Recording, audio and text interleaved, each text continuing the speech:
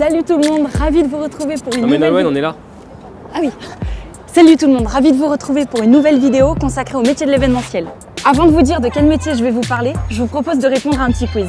À votre avis, qu'est-ce qu'il faut pour organiser un événement dans de bonnes conditions? Des gens. Alors ça, oui, carrément. Un clown? Pas forcément. Un magicien? J'ai dû organiser un événement, pas une fête foraine. Non. Le plus important, c'est la sécurité. Surtout dans des salons qui réunissent plusieurs milliers de visiteurs, c'est la priorité de tout organisateur d'événements. Vous l'aurez compris, je suis allée à la rencontre d'une coordinatrice sécurité et sûreté qui s'appelle Virginie Lamy. On y va?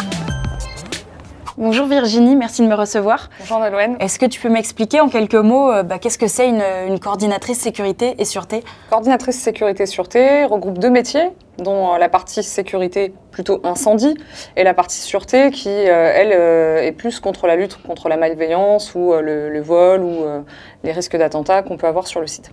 Donc la partie liée aux locaux et la partie liée à ce qui rentre dans Exactement. le salon. Mais alors du coup, sur un événement comme ça, en quoi consiste ce travail avant et pendant le salon?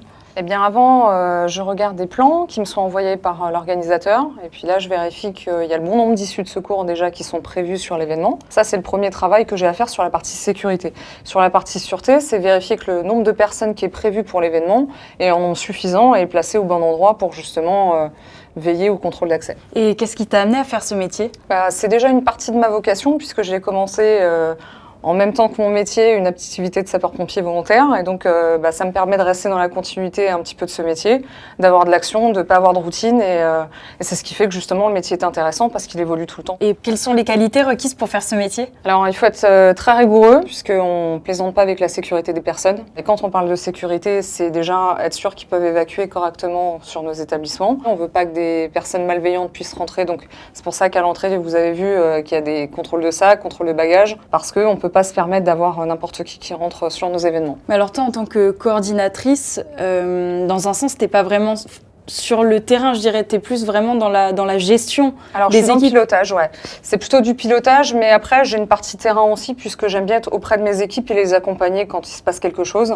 Et j'estime que quand on fait ce métier-là, on se doit aussi d'être proche des personnes qu'on manage. Et pour faire ce métier, est-ce qu'on peut apprendre sur le terrain ou il faut absolument faire une formation en particulier? Tu peux avoir une partie apprentissage sur le terrain dans le cadre d'une alternance, par exemple.